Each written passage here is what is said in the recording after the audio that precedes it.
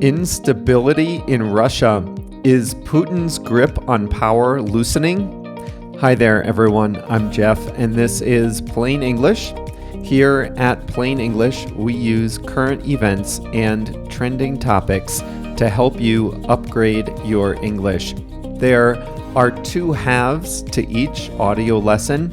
We start with a story about something in the news, some trending topic, and in the second half, we show you how to use an English expression. Today is lesson 590. The story is about what happened in Russia with the Wagner Group. A private army started and then stopped an internal mutiny against the Russian military. Tanks were rolling down the highway toward Moscow when the whole thing was called off. That's our main story, and the expression I'll teach you today is overplay your hand. Overplay your hand. That's a good one. That's coming up in the second half of the audio. Now, if you want to do more than just listen, we have you covered there too. There's a lot more about this topic, a lot more about English you can learn today, July 17th, or whatever day you're listening. You can find that at plainenglish.com/590. And that, by the way, includes a free transcript of the audio. JR is the producer. He's the one that makes sure all those great resources are available to you at plainenglish.com/590. I think we're ready to jump into today's story. Here we go.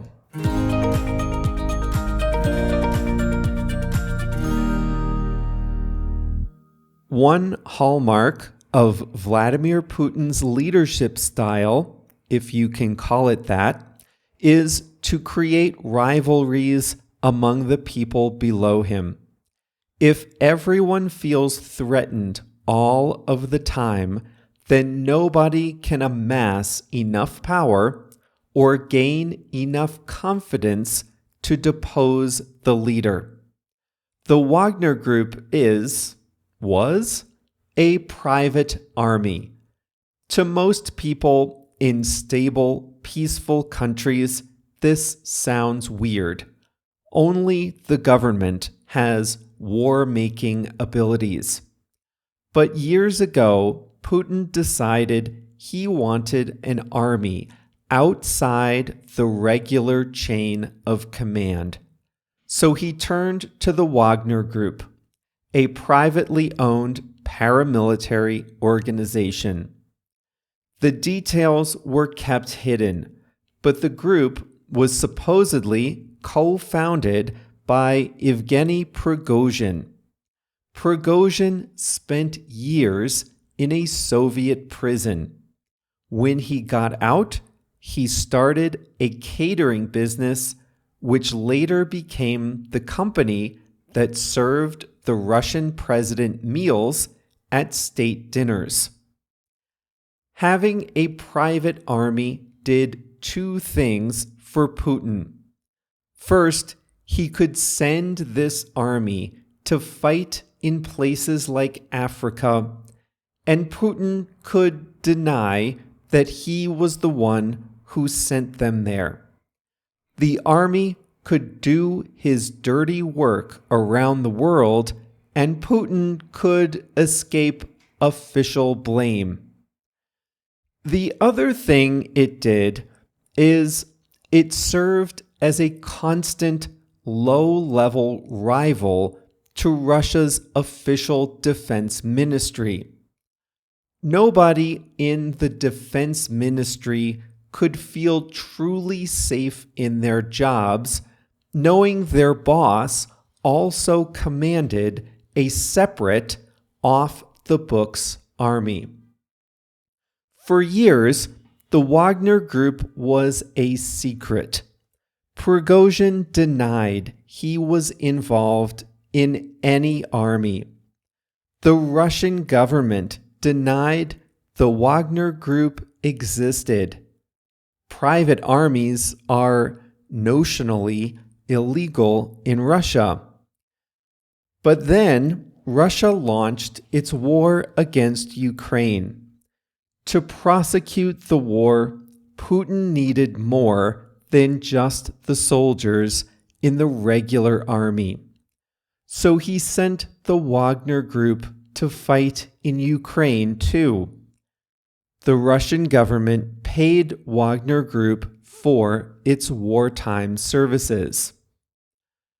That's when Prigozhin came out of the shadows and openly acknowledged that he was the leader of this private army.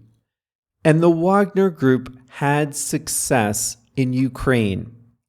Defense analysts say that the whole Russian army failed to make any territorial gains in the last year of the war, but the Wagner Group was responsible for taking Bakhmut, a city in eastern Ukraine. In other words, in the last year, the only reason Russia made any gains in Ukraine is due to the Wagner Group, this private army. The Wagner Group recruited private soldiers by offering them high salaries. They also went to Russian prisons and, with Putin's blessing, offered prisoners clemency in exchange for military service. But all was not well behind the scenes. The Russian army came to resent the Wagner Group's forces, and the Wagner Group thought the Russian generals in charge of the war effort were doing a bad job. The Wagner Group did find some territorial success in Ukraine, but it suffered immense casualties. Prigozhin spoke openly and critically against officials high up in the chain of command. He said it was a mistake to invade Ukraine, and once there, he said that Russia had botched the war effort. Ordinary Russians can go to jail for even calling the war a war, but Prigozhin seemed to have free rein to criticize the highest officials in his signature style. In other words, in vicious, expletive-filled attacks. Russia's defense ministry decided that enough was enough. They ordered all Wagner Group soldiers to sign on with them and to join the official armed forces by July 1st, 2023. That action effectively would shut down the Wagner Group and leave Prigozhin without an army. What happened next shook the world. On Friday night, June 23rd, Prigozhin announced a march for justice. He took his forces fighting in Ukraine and turned them around. They marched into the city of Rostov, a city of about 1 million people. Rostov plays an important role in supplying the war effort, and it hosts important defense ministry offices. Wagner forces seized it from the Russian military. And for them, it was easy. The locals in Rostov cheered them. the official Russian forces put up little resistance. Putin wasn't happy. He went on television and called the move traitorous. He said it was a knife in the back of the Russian people. It looked like Prigozhin had overplayed his hand. He had gone too far. Now, he had not only lost Putin's support, but he made himself a target of the Russian state. Then, Prigozhin made a stunning move. He doubled down. He said he would move his troops to Moscow, but he didn't say what they'd do when they got there. Prigozhin, the leader of a private army, sent a column of trucks and fighting equipment on the highway from Rostov to Moscow, the capital. They covered over 1,000 kilometers of Russian territory with little resistance. They almost got to Moscow, and then they stopped, just 200 kilometers from the capital. During the day Saturday, Prigozhin and Putin reached a deal. The details are murky, but the story goes like this. Alexander Lukashenko, the president, some say dictator, of neighboring Belarus, brokered a peace deal. Prigozhin would stop his insurrection and turn his troops around. In exchange, Russia would not pursue charges against Prigozhin, but he would have to leave Russia. He would go live in Belarus.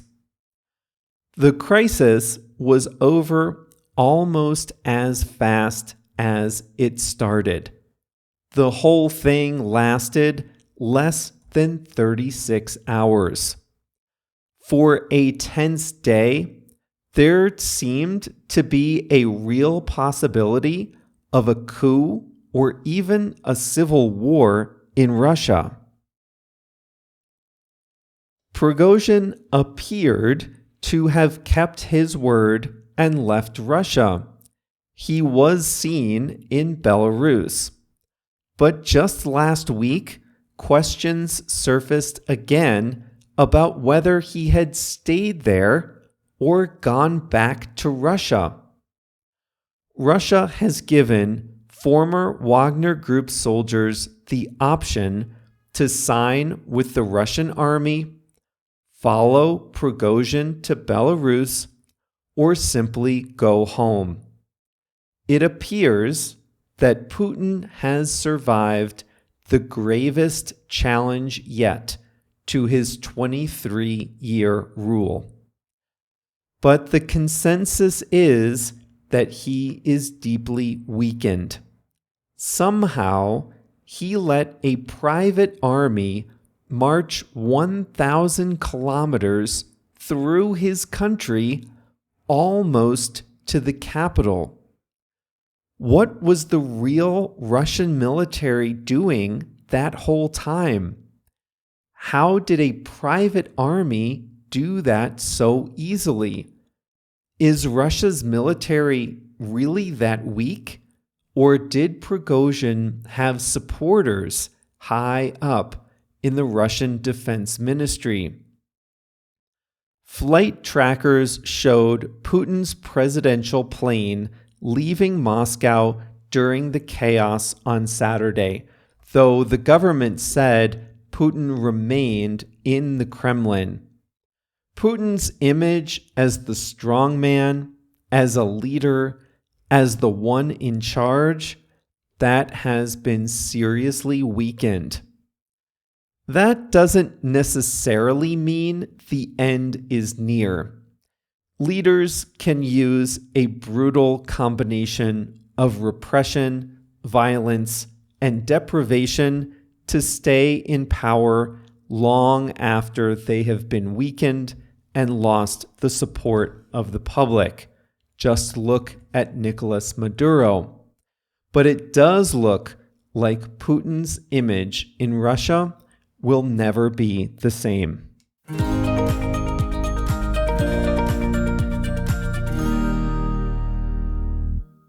If you were rooting for Prigozhin to take down Putin, be careful what you wish for. Prigozhin is no humanitarian.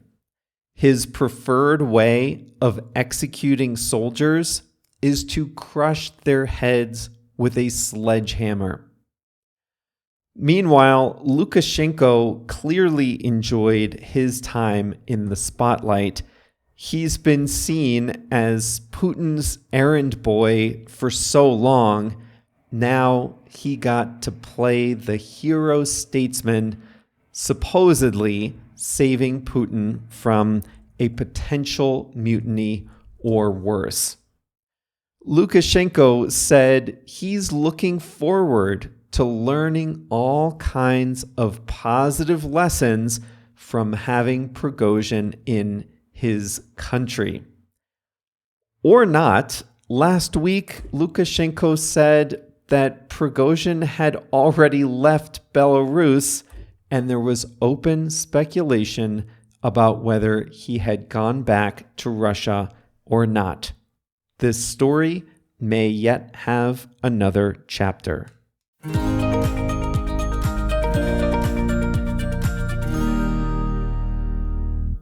Today's expression is to overplay your hand. Now, I don't gamble, I don't play poker, but I think in poker, sometimes you have a good hand, a good set of cards, and sometimes you don't. You make decisions in the game based on the cards you have in your hand. So if you have a good hand, you can act aggressively. If you have a weak hand, maybe you should act more conservatively. Again, I don't know because I don't play poker. But what I do know is this. To overplay your hand in life is to act aggressively when you are not really in a good position. You overestimate how good your position is. You act like you're in a great position when really you are not. And as a result of this overconfidence, you suffer a bad outcome. Evgeny Prigozhin overplayed his hand in Russia. Prigozhin was in a good position. He wasn't part of the regular Russian military, but if anything, that was a good thing. He was recognized for success on the battlefield. His troops, many of them, loved him. Large parts of Russian society supported or admired him. He had the confidence of the president, and that means a lot. He had the freedom to speak his mind.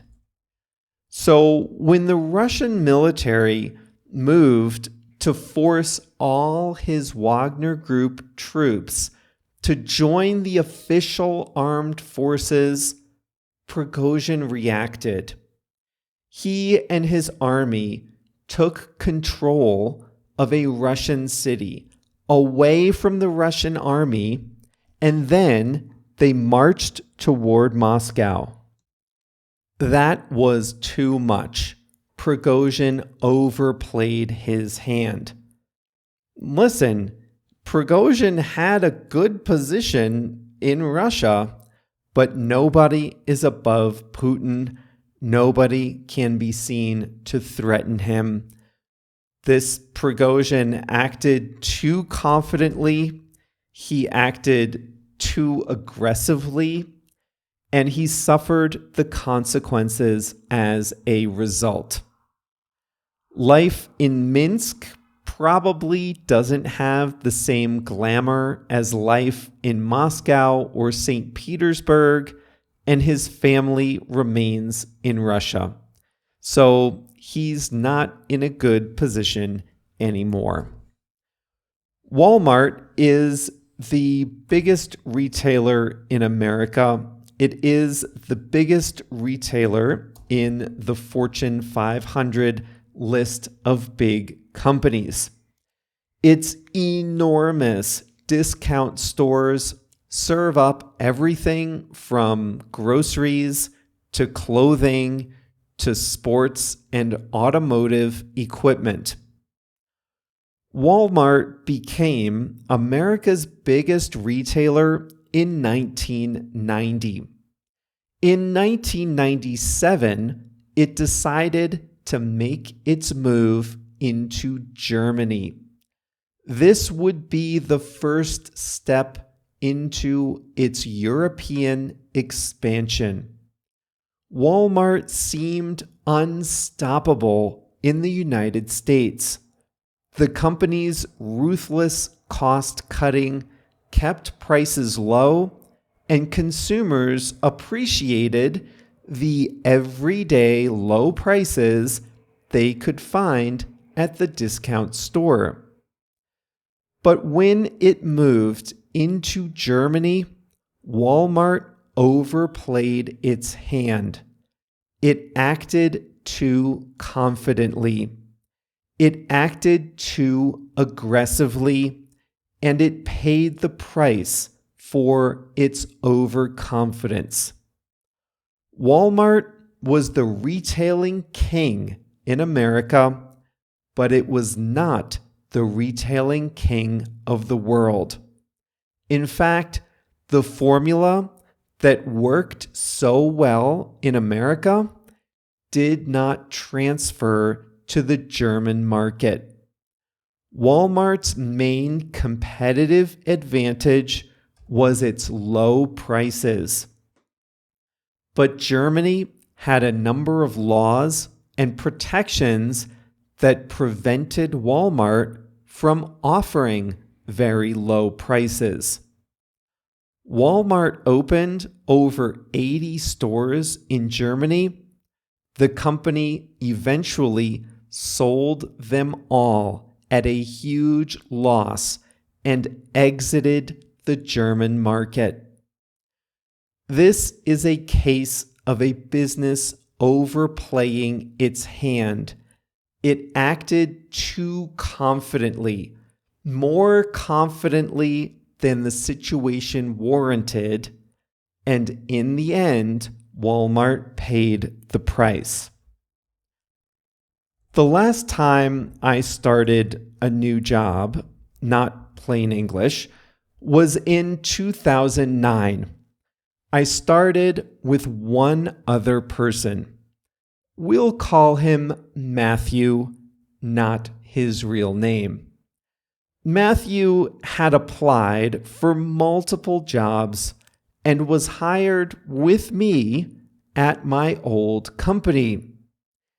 Now, unfortunately for him, the job he got at my company was not his top choice. A few weeks later, he got an offer from another company, a job he liked better. So he said, "Great, I'll quit this one and go take that one." Smart move, right? Well, he didn't tell that other company what he was doing. He didn't tell them that he had just started a new job. And when the other company found out, they didn't think that his behavior with my company was the sign of a good an honest and loyal employee. They didn't want to hire someone who was willing to quit a job after a few weeks. So because of what he did to us, they didn't want him at their company. So they rescinded his offer. They took it back. Matthew went from having 2 opportunities to none. He overplayed his hand. He should have just kept the job he was offered. Instead, he acted too confidently and he paid the price.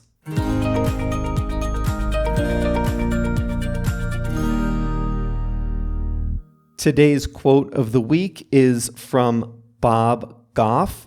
He said, "Some of the most beautiful chapters in our lives won't have a title until much later." That means you won't know the significance of certain times in your life until much later. Think about that. Look back on important years in your life. You probably have a title to that chapter now, but did you know at the time how that chapter would figure in your life story? Maybe not. Some of the most beautiful chapters in our lives won't have a title until much later, says Bob Goff. Well, if you ever need to use an alias and you need help thinking of a fake name, use ChatGPT. I just did that now. Matthew, I said to ChatGPT, give me a random male name, and it did. The ways I use ChatGPT are ever expanding. Well, that's all for today. Remember, you can get all the lesson resources at plainenglish.com/590. Coming up on Thursday, happy birthday to me. We have a birthday themed lesson.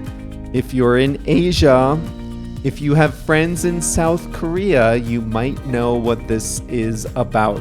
I'll keep you in suspense until then. See you on Thursday.